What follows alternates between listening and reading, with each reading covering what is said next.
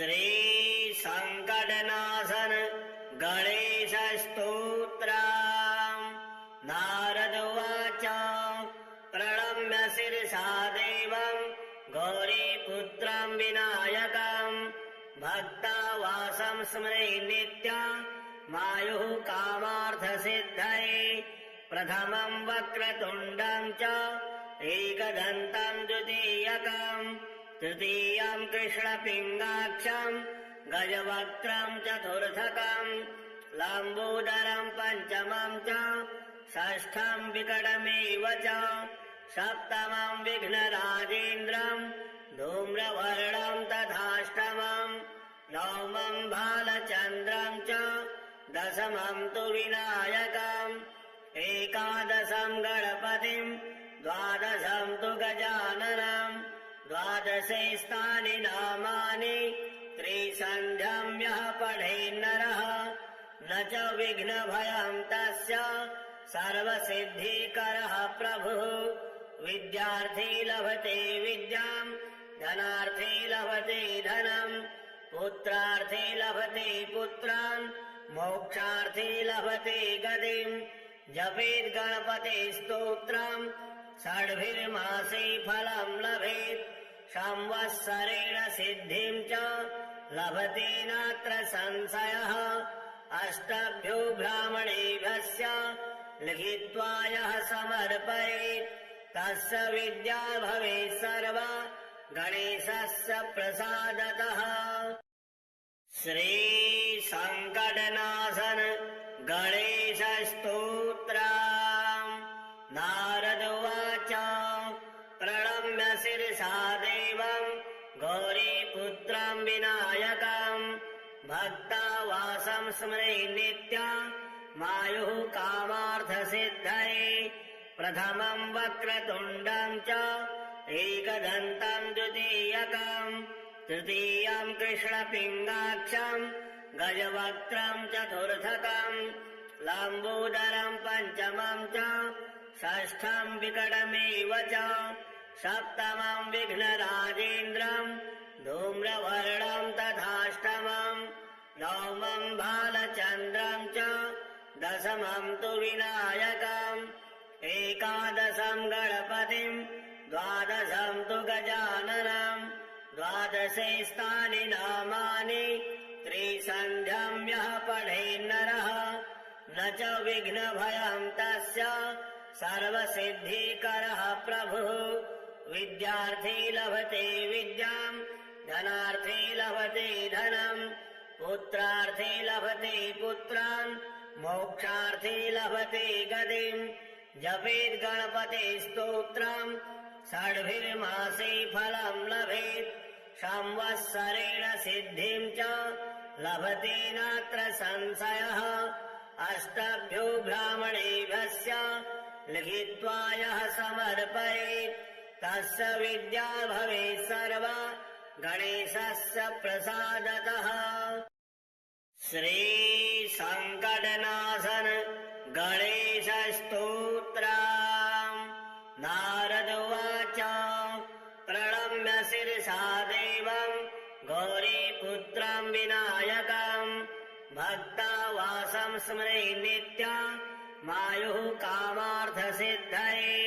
प्रथमं वक्रतुण्डं च एकदन्तं द्वितीयकम् तृतीयं कृष्णपिङ्गाक्षं गजवक्त्रं चतुर्थकम् लम्बोदरं पञ्चमं च षष्ठं विकटमेव च सप्तमं विघ्नराजेन्द्रं धूम्रवर्णं तथाष्टमं नवमं भालचन्द्रं च दशमं तु विनायकम् एकादशं गणपतिं द्वादशं तु गजाननं द्वादशे स्थानि नामानि त्रिसन्ध्यं यः पठेन्नरः न च विघ्नभयं तस्य सर्वसिद्धिकरः प्रभुः। विद्यार्थी लभते विद्यां धनार्थी लभते धनं पुत्रार्थी लभते पुत्रान् मोक्षार्थी लभते गतिम्। जपेत् गणपते स्तोत्रम् षड्भिर्मासे फलं लभेत् संवत्सरेण सिद्धिं च लभते नात्र संशयः अष्टभ्यो ब्राह्मणेभ्यश्च लिखित्वा यः समर्पयेत् तस्य विद्या भवेत् सर्वा गणेशस्य प्रसादतः। श्री संकटनाशन गणेश स्तोत्रम्। नारद उवाच प्रणम्य शिरसा देवं गौरीपुत्रं विनायकं भक्तावासं स्मरे नित्यं मायुः कामार्थसिद्धये प्रथमं वक्रतुण्डं च एकदन्तं द्वितीयकं तृतीयं कृष्णपिङ्गाक्षं गजवक्त्रं चतुर्थकं लम्बोदरं पञ्चमं च षष्ठं विकटमेव च सप्तमं विघ्नराजेन्द्रं धूम्रवर्णं तथाष्टमं नवमं भालचन्द्रं च दशमं तु विनायकम् एकादशं गणपतिं द्वादशं तु गजाननं द्वादशे स्थानि नामानि त्रिसन्ध्यं यः पठेन्नरः न च विघ्नभयं तस्य सर्वसिद्धिकरः प्रभुः विद्यार्थी लभते विद्यां धनार्थी लभते धनं पुत्रार्थी लभते पुत्रान् मोक्षार्थी लभते गतिं जपेत् गणपते स्तोत्रं षड्भिर्मासे फलं लभेत् संवत्सरेण सिद्धिं च लभते नात्र संशयः अष्टभ्यो ब्राह्मणेभ्यश्च लिखित्वा यः समर्पयेत् तस्य विद्या भवेत् सर्वा गणेशस्य प्रसादतः। श्री संकटनाशन गणेश स्तोत्रम्।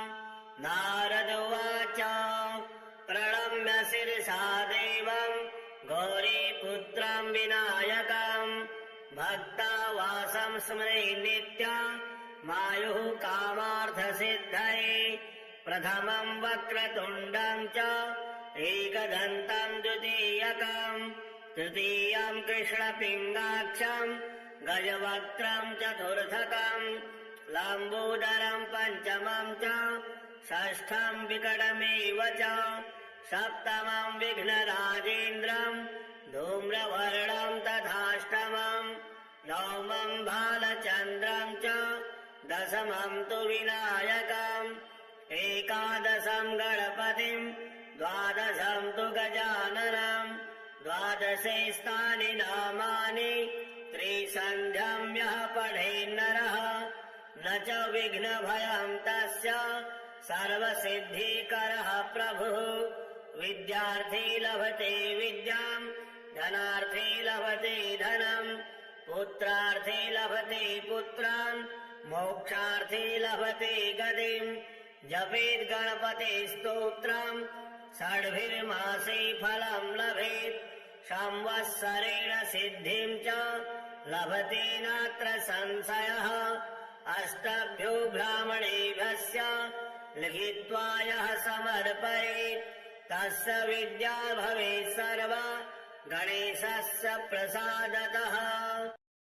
श्री संकटनाशन गणेश स्तोत्रम्।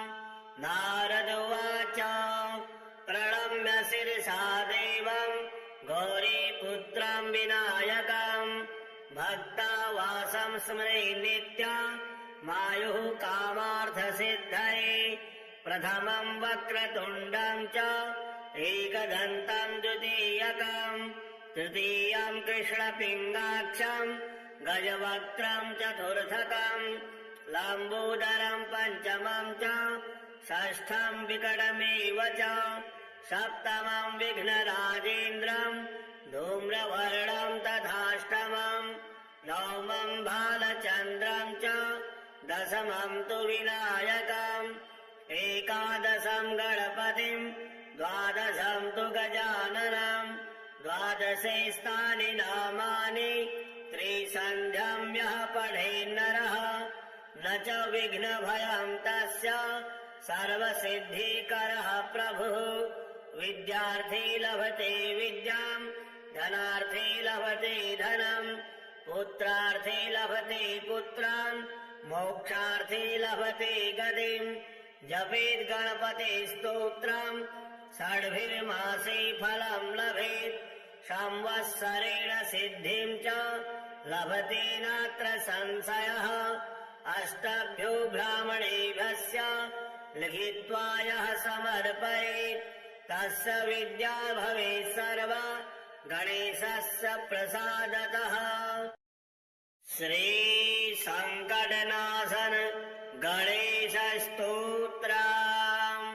नारद उवाच प्रणम्य शिरसा देवम् गौरीपुत्रम् विनायकम् भक्तावासं स्मरे नित्यमायुः कामार्थसिद्धये प्रथमम् वक्रतुण्डम् च एकदन्तम् द्वितीयकम् तृतीयम् कृष्णपिङ्गाक्षम् गजवक्त्रम् चतुर्थकम् लम्बोदरम् पञ्चमम् च षष्ठम् विकटमेव च सप्तमम् विघ्नराजेन्द्रम् धूम्रवर्णम् तथाष्टमम् नवमम् बालचन्द्रम् च दशमम् तु विनायकम् एकादशम् गणपतिम् द्वादशम् तु गजाननम् द्वादशे स्थानि नामानि त्रिसन्ध्यम् यः पठेन्नरः न च विघ्नभयम् तस्य सर्वसिद्धिकरः प्रभुः विद्यार्थी लभते विद्याम् धनार्थी लभते धनम् पुत्रार्थी लभते पुत्रान् मोक्षार्थी लभते गतिम् जपेत् गणपते स्तोत्रम् षड्भिर्मासे फलम् लभेत् संवत्सरेण सिद्धिम् च लभते नात्र संशयः अष्टभ्यो ब्राह्मणेभ्यस्य लिखित्वा यः समर्पयेत् तस्य विद्या भवेत् सर्वा गणेशस्य प्रसादतः। श्री संकटनाशन गणेश स्तोत्रम्। नारद उवाच प्रणम्य शिरसा देवम् गौरीपुत्रम् विनायकम् भक्तावासं स्मरे नित्यमायुः कामार्थसिद्धये प्रथमम् वक्रतुण्डम् च एकदन्तम् द्वितीयकम् तृतीयम् कृष्णपिङ्गाक्षम् गजवक्त्रम् चतुर्थकम् लम्बोदरम् पञ्चमम् च षष्ठम् विकटमेव च सप्तमम् विघ्नराजेन्द्रम् धूम्रवर्णम् तथाष्टमम् नवमम् बालचन्द्रम् च दशमम् तु विनायकम् एकादशम् गणपतिम् द्वादशम् तु गजाननम् द्वादशे स्थानि नामानि त्रिसन्ध्यम् यः पठेन्नरः न च विघ्नभयम् तस्य सर्वसिद्धिकरः प्रभुः विद्यार्थी लभते विद्याम् धनार्थी लभते धनम् पुत्रार्थी लभते पुत्रान् मोक्षार्थी लभते गतिम् जपेत् गणपते स्तोत्रम् षड्भिर्मासे फलम् लभेत् संवत्सरेण सिद्धिम् च लभते नात्र संशयः अष्टभ्यो ब्राह्मणेभ्यस्य लिखित्वा यः समर्पयेत् तस्य विद्या भवेत् सर्वा गणेशस्य प्रसादतः। श्री संकटनाशन गणेश स्तोत्रम्।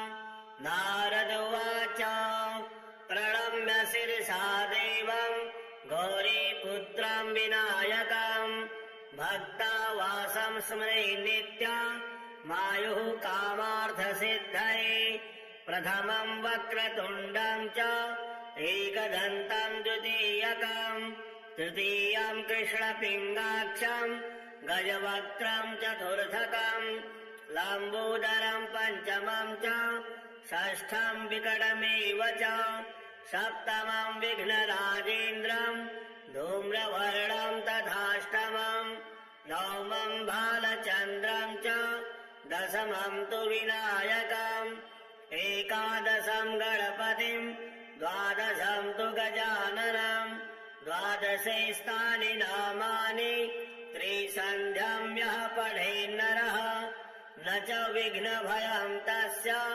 सर्वसिद्धिकरः प्रभुः विद्यार्थी लभते विद्यां धनार्थी लभते धनं पुत्रार्थी लभते पुत्रान् मोक्षार्थी लभते गतिं जपेत् गणपते स्तोत्रम् षड्भिर्मासे फलं लभेत् संवत्सरेण सिद्धिं च लभते नात्र संशयः अष्टभ्यो ब्राह्मणेभ्यश्च लिखित्वा यः समर्पयेत् तस्य विद्या भवेत् सर्वा गणेशस्य प्रसादतः। श्री संकटनाशन गणेश स्तोत्रम्। नारद उवाच प्रणम्य शिरसा देवं गौरीपुत्रं विनायकं भक्तावासं स्मरे नित्यं मायुः कामार्थसिद्धये प्रथमं वक्रतुण्डं च एकदन्तं द्वितीयकं तृतीयं कृष्णपिङ्गाक्षं गजवक्त्रं चतुर्थकं लम्बोदरं पञ्चमं च षष्ठं विकटमेव च सप्तमं विघ्नराजेन्द्रं धूम्रवर्णं तथाष्टमं नवमं भालचन्द्रं च दशमं तु विनायकम् एकादशं गणपतिं द्वादशं तु गजाननं द्वादशे स्थानि नामानि त्रिसन्ध्यं यः पठेन्नरः न च विघ्नभयं तस्य सर्वसिद्धिकरः प्रभुः विद्यार्थी लभते विद्यां धनार्थी लभते धनं पुत्रार्थी लभते पुत्रान् मोक्षार्थी लभते गतिं जपेत् गणपते स्तोत्रम् षड्भिर्मासे फलं लभेत् संवत्सरेण सिद्धिं च लभते नात्र संशयः अष्टभ्यो ब्राह्मणेभ्यश्च लिखित्वा यः समर्पयेत् तस्य विद्या भवेत् सर्वा गणेशस्य प्रसादतः। श्री संकटनाशन गणेश स्तोत्रम्। नारद उवाच प्रणम्य शिरसा देवं गौरीपुत्रं विनायकं भक्तावासं स्मरे नित्यं मायुः कामार्थसिद्धये प्रथमं वक्रतुण्डं च एकदन्तं द्वितीयकं तृतीयं कृष्णपिङ्गाक्षं गजवक्त्रं चतुर्थकं लम्बोदरं पञ्चमं च षष्ठं विकटमेव च सप्तमं विघ्नराजेन्द्रं धूम्रवर्णं तथाष्टमं नवमं भालचन्द्रं च दशमं तु विनायकम् एकादशं गणपतिं द्वादशं तु गजाननं द्वादशे स्थानि नामानि त्रिसन्ध्यं यः पठेन्नरः न च विघ्नभयं तस्य सर्वसिद्धिकरः प्रभुः विद्यार्थी लभते विद्यां धनार्थी लभते धनं पुत्रार्थी लभते पुत्रान् मोक्षार्थी लभते गतिं जपेत् गणपते स्तोत्रम् षड्भिर्मासे फलं लभेत् संवत्सरेण सिद्धिं च लभते नात्र संशयः अष्टभ्यो ब्राह्मणेभ्यश्च लिखित्वा यः समर्पयेत् तस्य विद्या भवेत् सर्वा गणेशस्य प्रसादतः। श्री संकटनाशन गणेश स्तोत्रम्।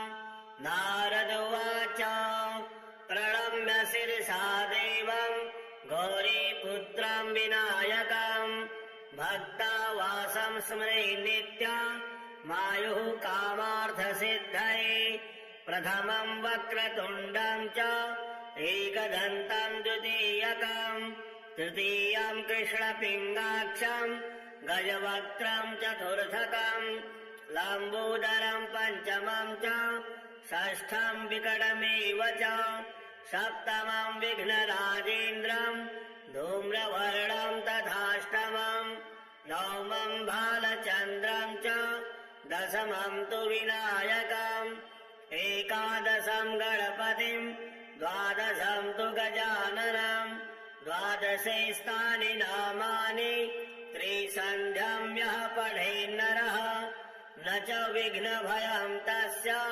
सर्वसिद्धिकरः प्रभुः विद्यार्थी लभते विद्याम् धनार्थी लभते धनम् पुत्रार्थी लभते पुत्रान् मोक्षार्थी लभते गतिम् जपेत् गणपते स्तोत्रम् षड्भिर्मासे फलम् लभेत् संवत्सरेण सिद्धिम् च लभते नात्र संशयः अष्टभ्यो ब्राह्मणेभ्यश्च लिखित्वा यः समर्पयेत् तस्य विद्या भवेत् सर्वा गणेशस्य प्रसादतः।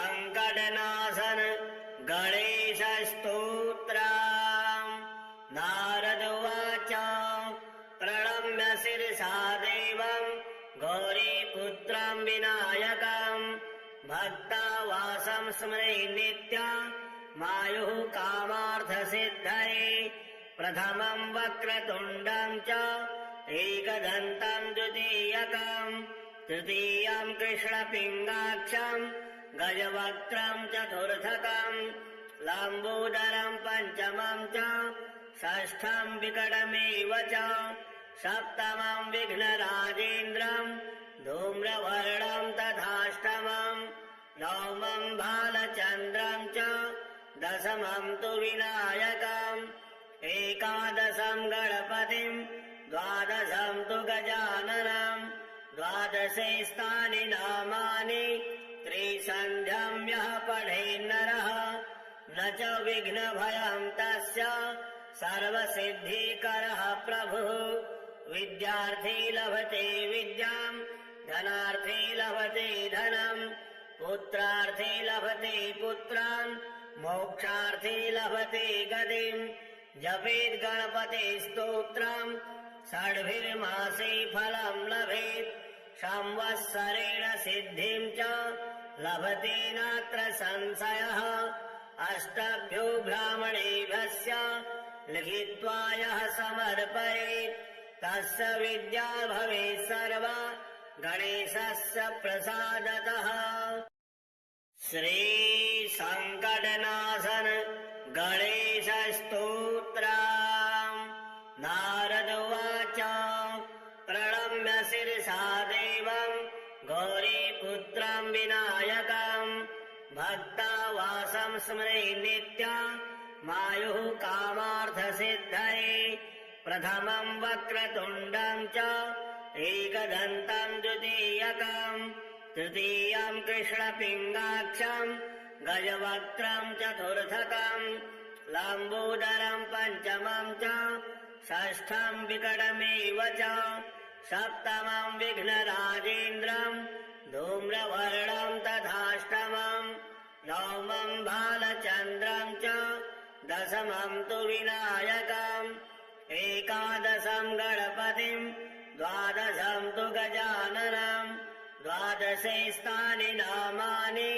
त्रिसन्ध्यम् यः पठेन्नरः न च विघ्नभयम् तस्य सर्वसिद्धिकरः प्रभुः विद्यार्थी लभते विद्याम् धनार्थी लभते धनम् पुत्रार्थी लभते पुत्रान् मोक्षार्थी लभते गतिम् जपेत् गणपते स्तोत्रम् षड्भिर्मासे फलम् लभेत् संवत्सरेण सिद्धिम् च लभते नात्र संशयः अष्टभ्यो ब्राह्मणेभ्यश्च लिखित्वा यः समर्पयेत् तस्य विद्या भवेत् सर्वा गणेशस्य प्रसादतः।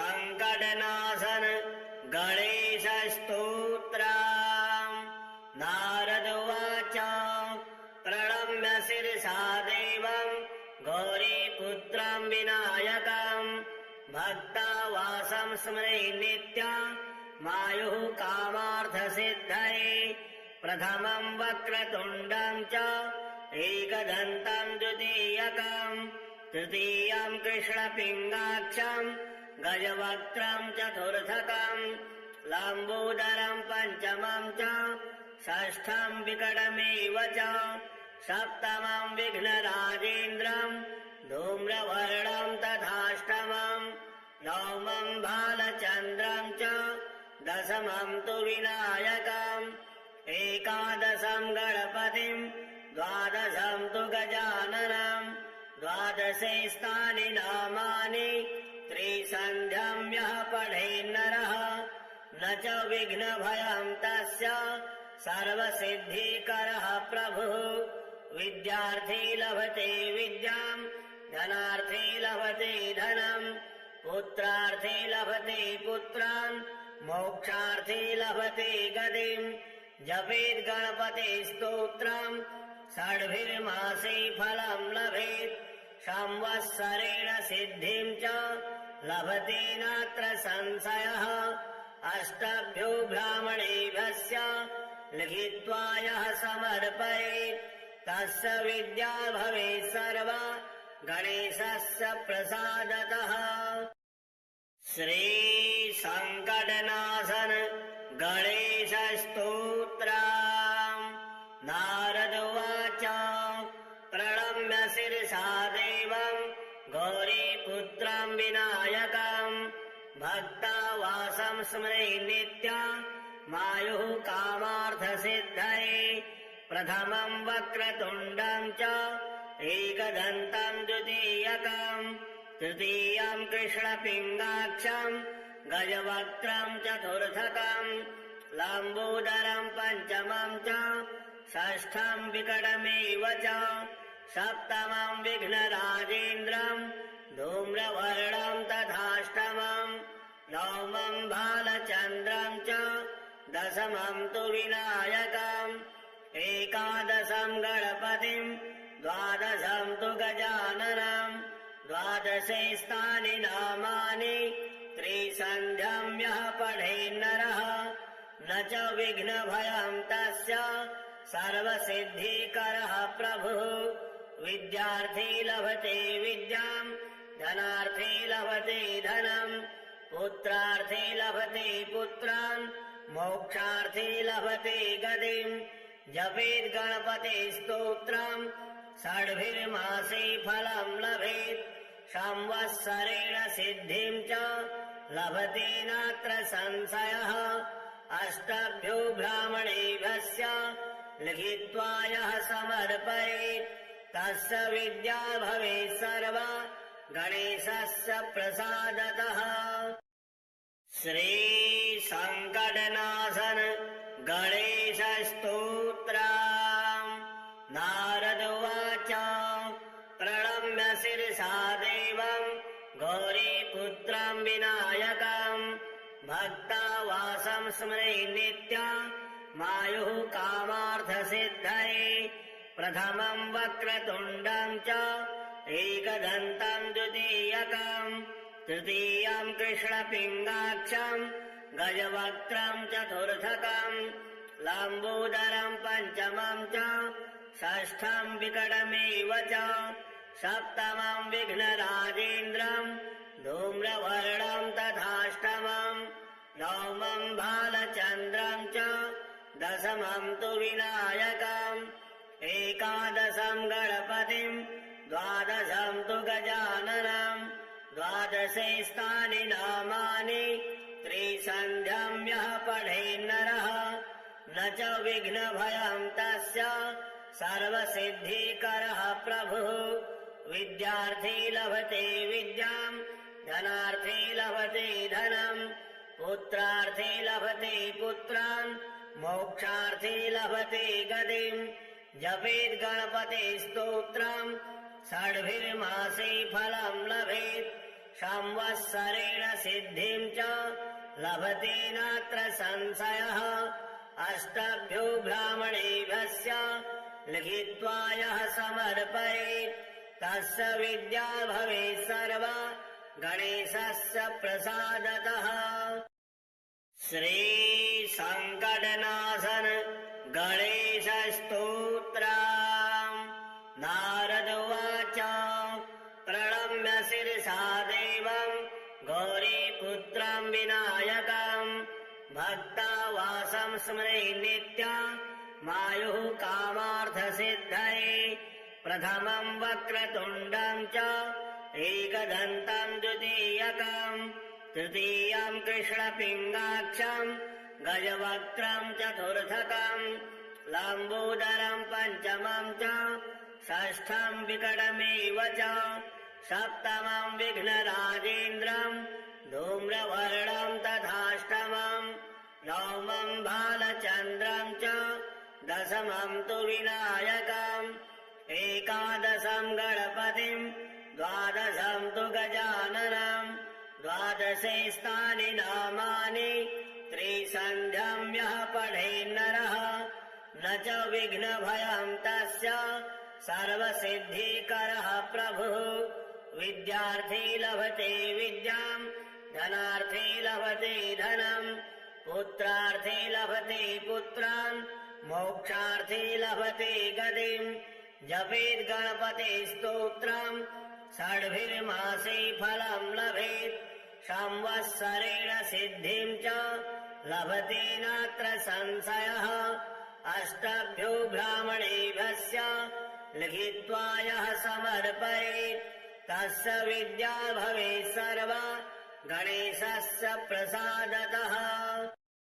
श्री संकटनाशन गणेशस्तोत्रम्। नारद उवाच प्रणम्य शिरसा देवं गौरीपुत्रं विनायकं भक्तावासं स्मरे नित्यं मायुः कामार्थसिद्धये।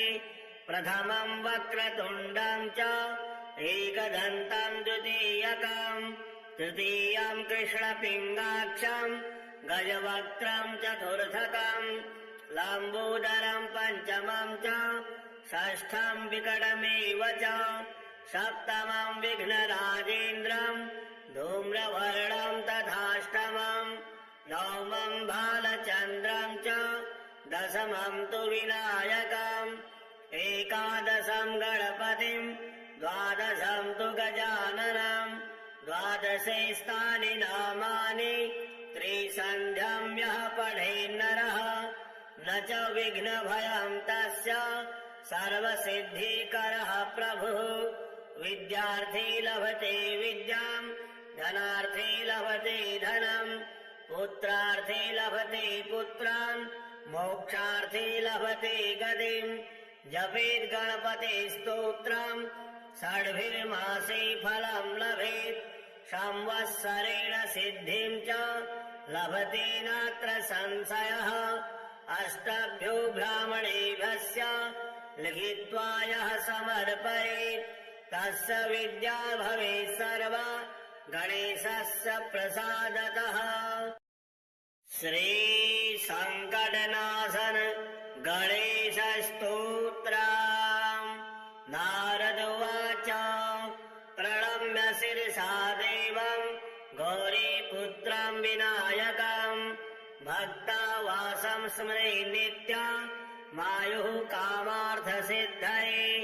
प्रथमं वक्रतुण्डं च एकदन्तं द्वितीयकं तृतीयं कृष्णपिङ्गाक्षं गजवक्त्रं चतुर्थकं लम्बोदरं पञ्चमं च षष्ठं विकटमेव च सप्तमं विघ्नराजेन्द्रं धूम्रवर्णं तथाष्टमं नवमं बालचन्द्रं च दशमं तु विनायकम् एकादशं गणपतिं द्वादशं तु गजाननं द्वादशे स्थानि नामानि त्रिसन्ध्यं यः पठेन्नरः न च विघ्नभयं तस्य सर्वसिद्धिकरः प्रभुः। विद्यार्थी लभते विद्यां धनार्थी लभते धनं पुत्रार्थी लभते पुत्रान् मोक्षार्थी लभते गतिं।